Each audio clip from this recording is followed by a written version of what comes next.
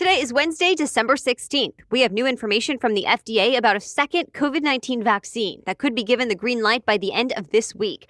Also, a top Republican in Congress accepts Biden's victory for the first time and tells others to do the same. And Mayor Pete might be getting a new job on Capitol Hill.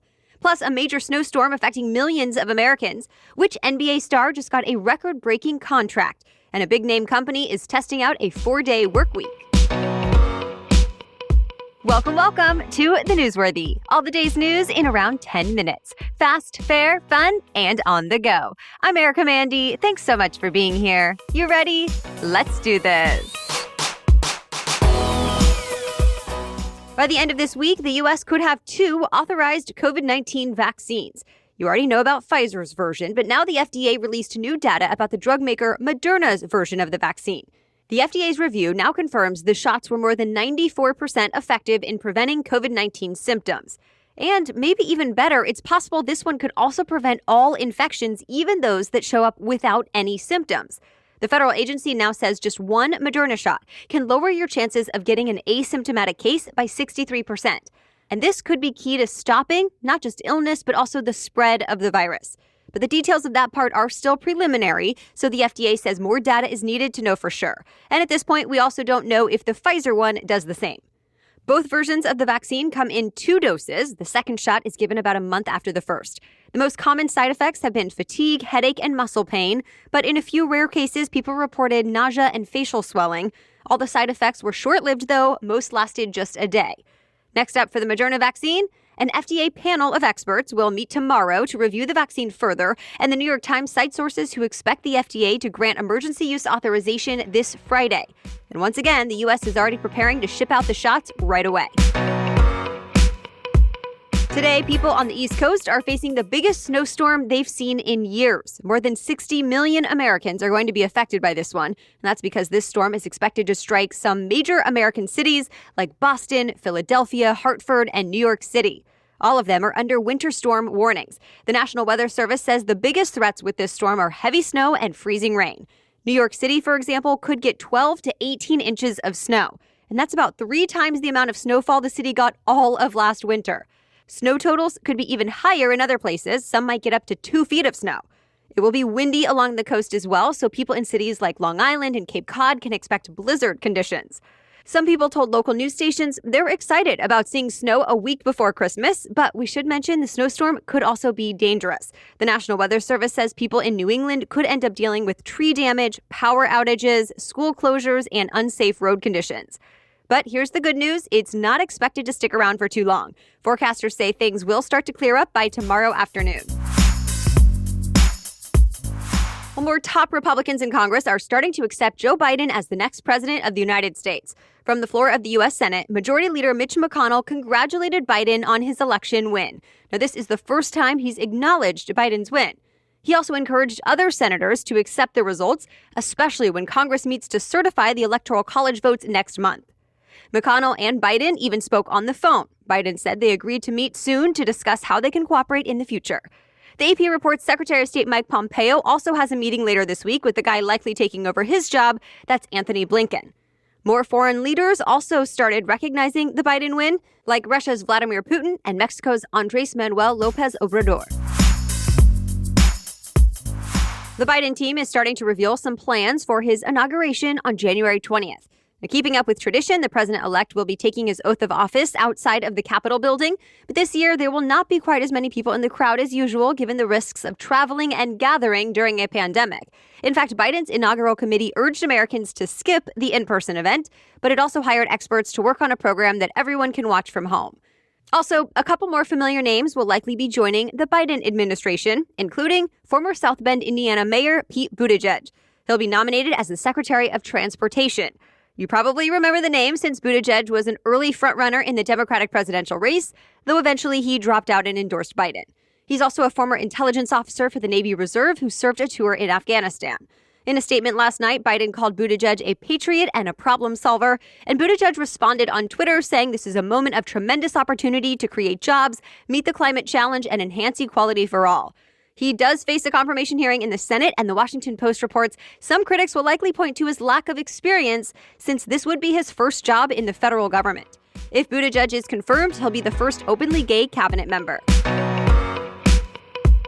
More news is coming up, but first let's take a quick break because this episode is brought to you by Rothy's. The newest Rothy's styles like winter-ready shoes and brand new bags are a great way to spread some much-needed holiday cheer this year. If you're worried about getting the wrong style or size for a loved one, a Rothy's gift card is another great option so your loved ones can have fun picking from the ever-changing array of colors, prints, and styles for themselves. And there's a reason Glamour named Rothy's one of the top gift ideas you can't go wrong with, and why Allure says Rothy's is the eco-conscious gift you'll see on every list.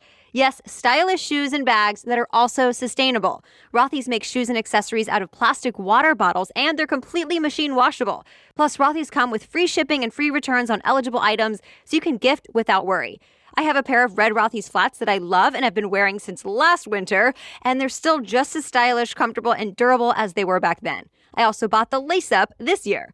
So check out all the amazing shoes, bags, and masks available right now at rothys.com/newsworthy. That's Rothys, Rothys, rothys.com/newsworthy. rothys.com/newsworthy. Now back to the news. The FDA gave emergency authorization to the first over-the-counter COVID-19 test. This means you can buy it at the store without a prescription and not only take the test, but also get results from it all at home. The test is made by the Australian manufacturer Illume. It comes with a nasal swab, chemical solution, and testing strip. You just swab your nose and place the sample in a cartridge to be analyzed. You'll then get results in as little as 20 minutes. The test apparently works even if you do not have symptoms, and it can be used on everyone ages 2 and up. The Illume test costs around $30, and the AP reports it should hit store shelves soon. The company is ramping up production and hopes to churn out 3 million tests next month. And one thing to keep in mind with these, though, this type of test is not quite as sensitive or accurate as the gold standard PCR tests that are run through a lab. So the FDA says a small percentage of both positive and negative results could be false, and it's always a good idea to follow up with a healthcare provider. By the way, this is the second at-home test the FDA has approved in recent weeks, but the last one did require a prescription. Walmart plans to use driverless trucks for deliveries next year. They'll be fully autonomous, meaning there will not be a human on board at all. The high-tech box trucks will hit the road in Arkansas first on a 2-mile route between a fulfillment center and Walmart store. The route has already been extensively tested with a human on board, so Walmart says it's ready to take the training wheels off. Later in the year, Walmart plans to use these trucks in Louisiana as well, and at that point, they'll be navigating a 20-mile route.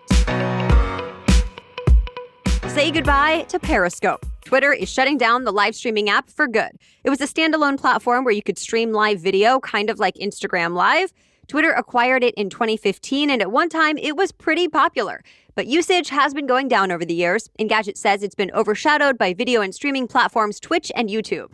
So Periscope will be pulled from the App Store by March of next year. Already, the app will stop allowing new signups. You can still download any videos or data you already have on the app before it shuts down next year, and the Periscope website will stay up as a read-only archive. As for the Twitter app, the company is now using many of Periscope's tools as part of its Twitter Live feature. NBA star Giannis Antetokounmpo is making history. The Greek Freak, as fans often call him, signed a 5-year contract extension with the Milwaukee Bucks worth $228 million. As The Athletic reports, that's the largest deal in NBA history. He signed at the 11th hour. Yesterday was the deadline to decide. So it's a sigh of relief for Milwaukee fans. He's the league's 2-time reigning most valuable player, and this year he was also named Defensive Player of the Year. Needless to say, had he not stayed in Milwaukee, he would have been snapped up quickly. Antetokounmpo has some loyalty to the Bucks, though. That was the first team he played for in the NBA after being drafted from Greece in 2013. He says he feels blessed to be able to stay in Milwaukee, calling that city his home. One of the richest women in the world is giving away a chunk of her fortune. We're talking about Mackenzie Scott, an author who was once married to Amazon founder Jeff Bezos. She's now the world's 18th richest person, and Bloomberg reports she's worth more than $60 billion. In a blog post this week, Scott said she's now donated more than $4 billion of her wealth to charity in the last 4 months and $6 billion over the past year. The money went to several organizations, including ones that provide people with food and affordable housing, as well as others that fight racial inequality. Scott also allocated money to help people pay down medical debt. Scott says she was motivated by the pandemic, which has been a, quote, wrecking ball in the lives of Americans. So she wanted to help out. And that's it for the main news today, but now it's time for Work Wednesday, when we break down one interesting career or work-related news story every Wednesday. But first, thanks to our sponsor, ButcherBox. I now have so much more confidence every time we open the freezer and I grab some meat for our meal because I know it's all from ButcherBox. I can always rely on the freshness, the flavor, the texture, and the quality of ButcherBox meat. I realize not everyone has convenient access to high-quality meat, and before ButcherBox, I've experienced the unknowns and the confusion at the grocery store to try to find it. Well, ButcherBox believes everyone deserves humanely sourced high-quality meat, and they make it so much easier. The box of 100% grass-fed and finished beef, heritage breed pork, wild-caught salmon, free-range organic chicken, and more, you get to customize what you get. Well, it can all just be delivered straight to your door. In fact, ButcherBox is also the most affordable way to get healthy, humanely raised meat since it's just $6 a meal. Plus, there's a fantastic deal right now.